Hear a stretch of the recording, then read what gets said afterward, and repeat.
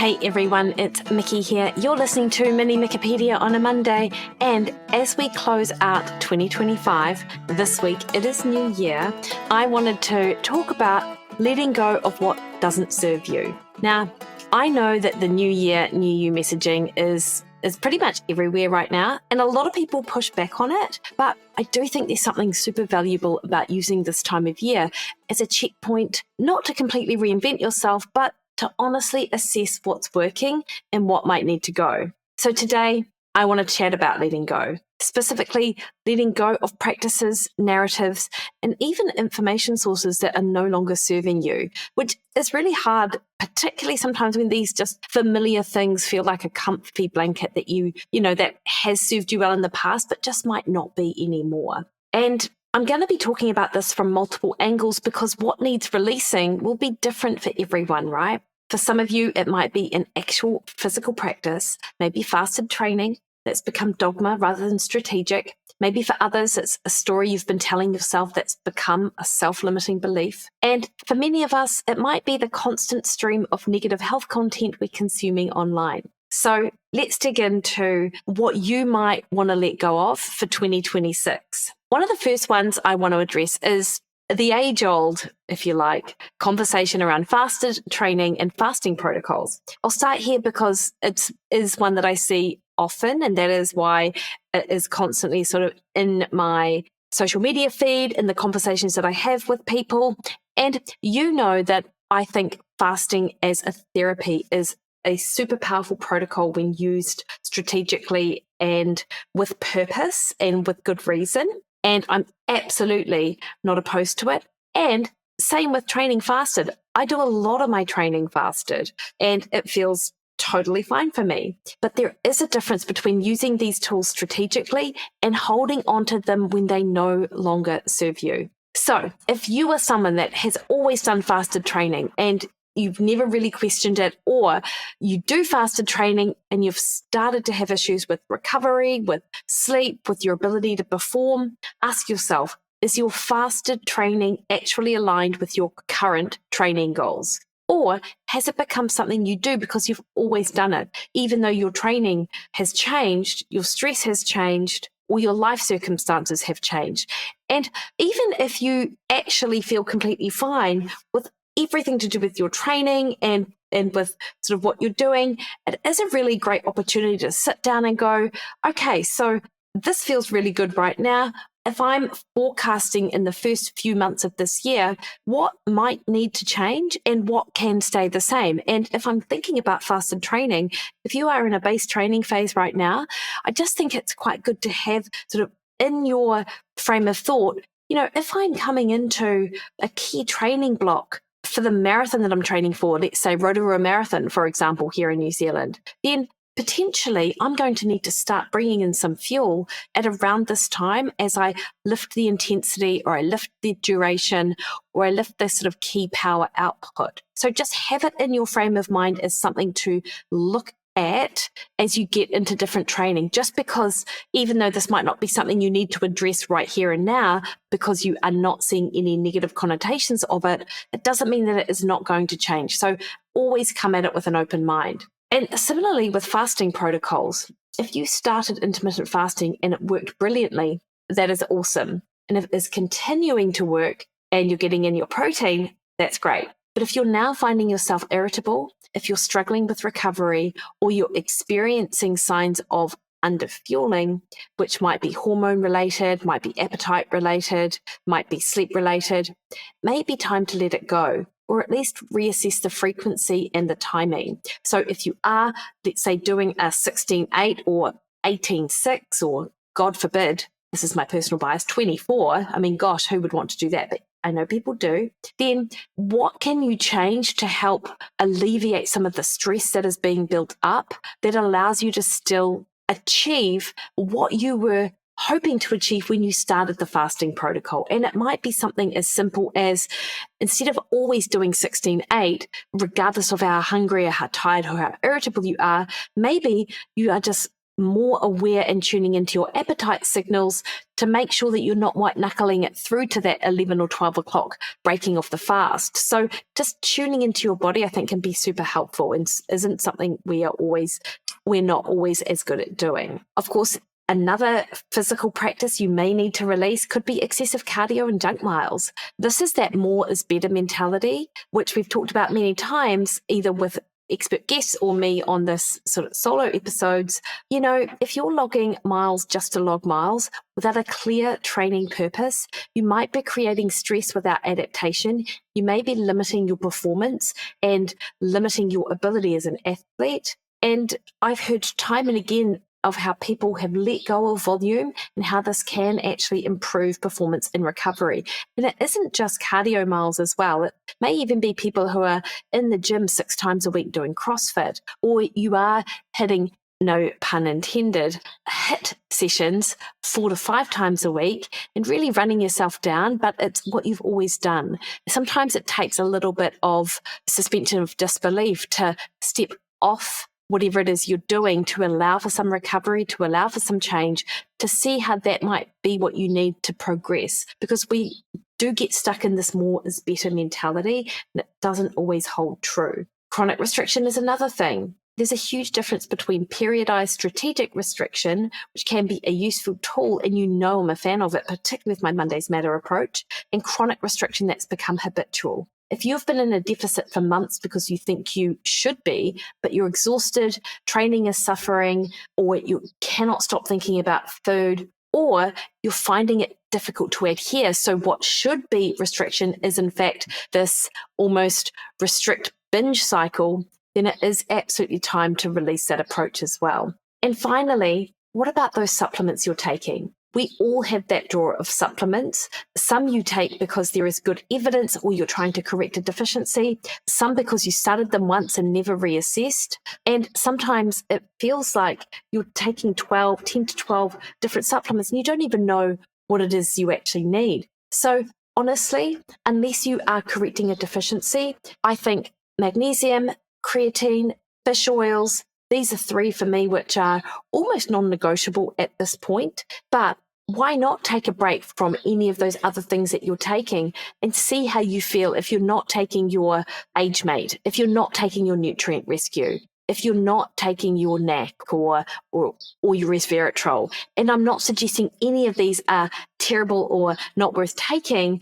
And I'm not suggesting they're not benefiting you in some way, shape or form. But sometimes we just don't even, it's like a medication that we've gone on at the doctor that we've never come off. And we're taking them for years, like PPIs or on pain relief that they've never come off. So have a think about what you need and what you might not, and make 2026 a little bit of a refresh for you in that as well. And one last thing, which I think could be useful, this is for people who feel wedded to their data. Do you need to weigh yourself daily to keep a check of where things are at with your body composition? Or are there other ways to assess your progress here? Look, I am a fan of this for people who can literally sort of look at their data and not buy into what it does or doesn't mean on any given day. But if you are someone who really struggles with the mental space that a daily weigh-in takes for you, or you obsess because you haven't tracked every single calorie, then reassessing your relationship to data,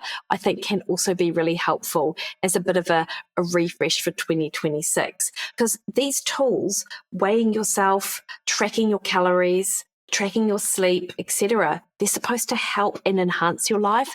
So if you find yourself becoming a bit of a slave to the data, and if it absolutely is affecting how you feel about yourself or your training or your body in these really negative ways, then I think it's worth reassessing that also.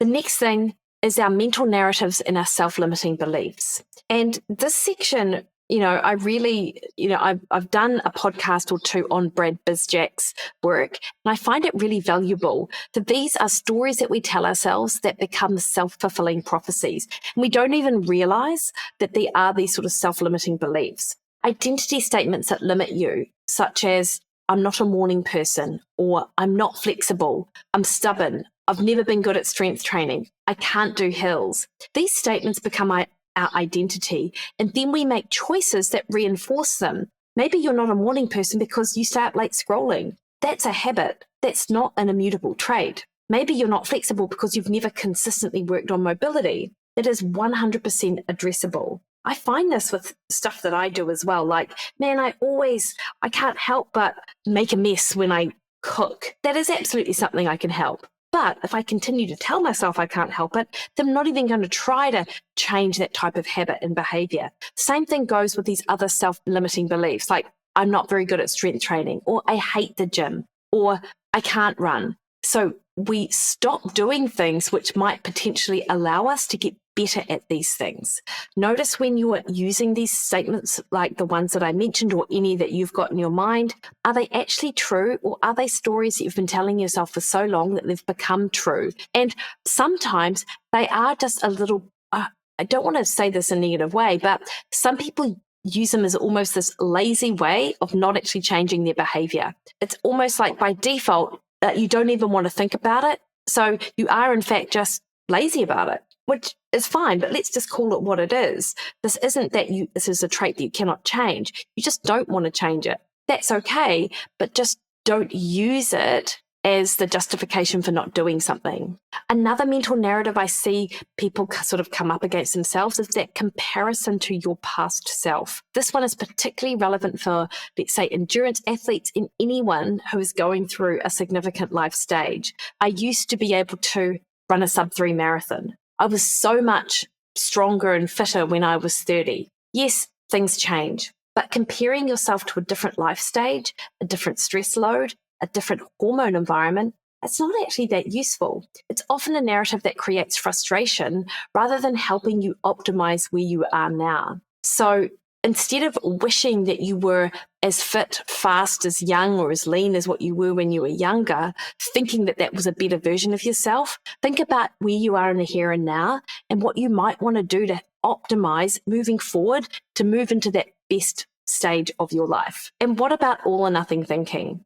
If I can't train for an hour, there's no point. Or I've already had dessert, so the day is ruined. This rigidity is exhausting and often counterproductive. Metabolic flexibility, which I talk about a lot in training, also applies to your mindset. Let go of this binary thinking. And the people who are the most successful with achieving particularly their nutrition goals are those that have a flexible mindset around what they're doing. Instead of rules, they have guardrails. Instead of instructions, they use structure. So there are different ways of framing your nutritional practices that don't have to be black or white. And it's actually the more that you step into that sort of gray zone and you're comfortable in that gray zone, the easier it is to make progress long term. Guilt around rest or recovery. If you feel guilty on rest days, that's a narrative worth examining.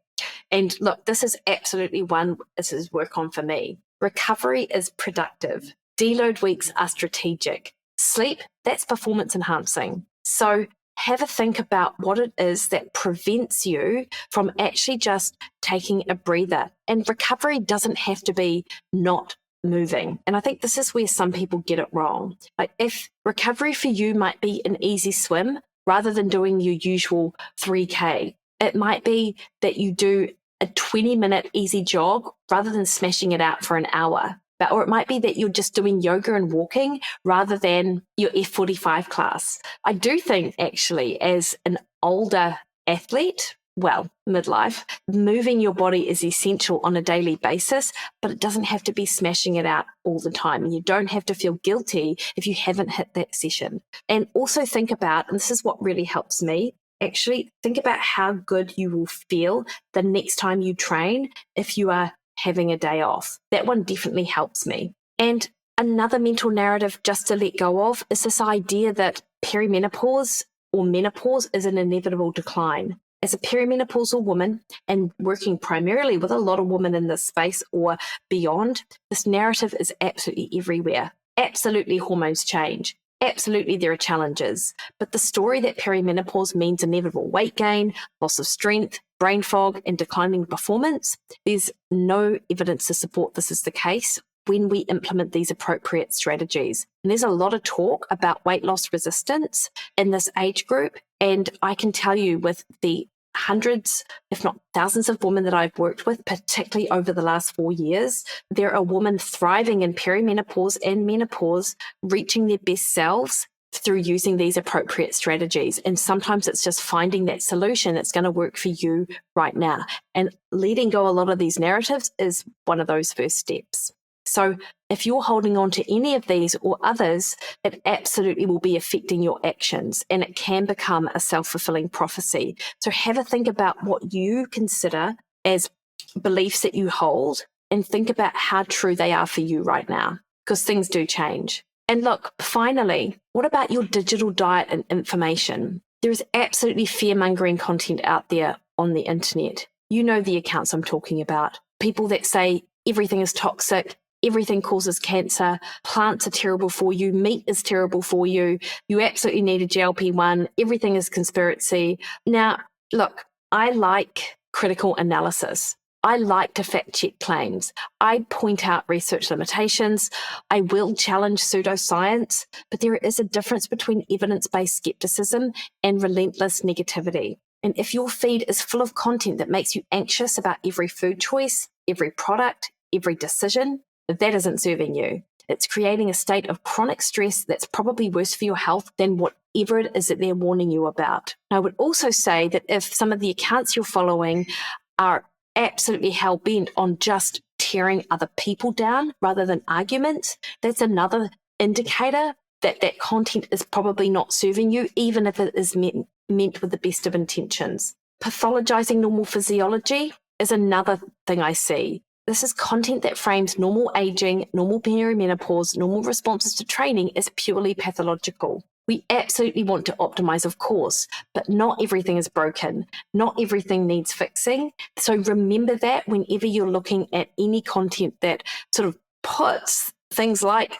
aging and perimenopause up there as a problem that needs to be solved. Wellness influence who make you feel like you're failing if you're not doing their specific protocol, or the content makes you feel shame or guilt for what you're currently doing. It's time to let go of accounts like that, because any sort of practice around health that is framed as a moral imperative is absolutely doing you a disservice. And then what about this conflicting advice that creates paralysis? You get one account that says eats breakfast, another says fast till noon, one says carbs are essential, another says they're toxic. If you're consuming so much conflicting information you can't make a decision, you need to curate your feed a lot more carefully. Find those 3 to 5 experts that resonate with you, that are open to answering questions and discussing viewpoints that might be challenged, but have a point of view that is backed up by evidence in science or practice, but also open-minded to see that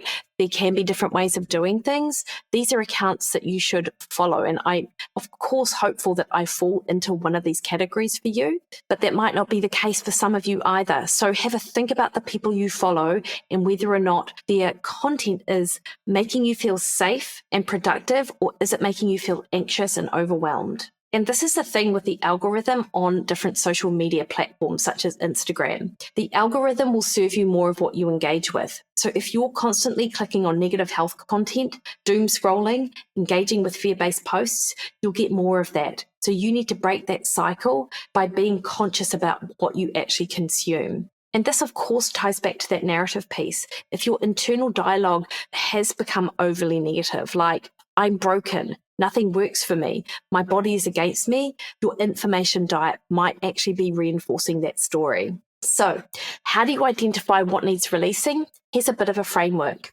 Ask yourself these questions. Question number 1, is this practice, belief, or content creating more stress than benefit? Practices should serve you. They should not create anxiety. If it is a net negative, it is absolutely time to reassess. Question number 2, am I doing this strategically or habitually? If it's strategic, it is aligned with current goals, it is periodized, and it is evidence-based, be it evidence in science or practice, or hopefully both. If it's habitual, this is, I've always done it this way, even though circumstances have changed. Question number 3, is this opening possibilities or closing them? Growth-oriented narratives create options. They don't shut things down. Self-limiting beliefs absolutely shut down exploration, and fear-based content creates restriction. Number 4, would I recommend this to a client or a friend? Sometimes we hold ourselves to standards that we'd never impose on others. So if you wouldn't recommend it to someone you care about, why are you doing it yourself? And number 5, is this aligned with my actual goals right now? Not past goals, not someday goals, but your actual current reality. Your training, nutrition, and information intake should always match where you are and where you're actually going. So whilst you might have goals for the future, if they are not your present here and now and they're not in the foreseeable future, then you are much better focusing in on what's relevant for you today. So just as you periodize training and nutrition, also periodize your information consumption. Sometimes you need deep research dives. Sometimes you need inspiration. And sometimes you need to completely disconnect from health content to avoid it becoming neurotic. So I'm not saying you should never consume health information, obviously. That is literally my job to create it. But be intentional. Curate consciously. If it's not serving you, let it go. So as we move into this new year, I'm not suggesting you need to become a new person, but I'm just asking you to honestly assess what you're carrying that might not need to come with you. As I've mentioned, it might be a training practice that served you in one season but doesn't fit this one. Or it might be a story you've been telling yourself that's becoming limiting and is actually no longer true. Or maybe it is that constant stream of negative health information that's creating more anxiety than empowerment. And letting go of something isn't about quitting, it's about making space for what actually serves you. And this is definitely something that I know from working with hundreds of clients and from my own experience. Sometimes the most productive thing you can do is release what's not working rather than adding something new, which is almost our human instinct to add. So this is my invitation for you. It's not new year, new you. It is new year, better environment, better narratives, better information diet for the you that already exists. Hopefully you found this helpful. If you decide that you do want to do this little of these things that we talked about, absolutely let me know. I'm on Instagram, Threads, and X at Mikki Williden, Facebook at Mikki Williden Nutrition, or head to my website, mikkibilliden.com, and scroll right down to the bottom and pop your name in the little box, and that'll get you on my email list. All right, team, catch you next time.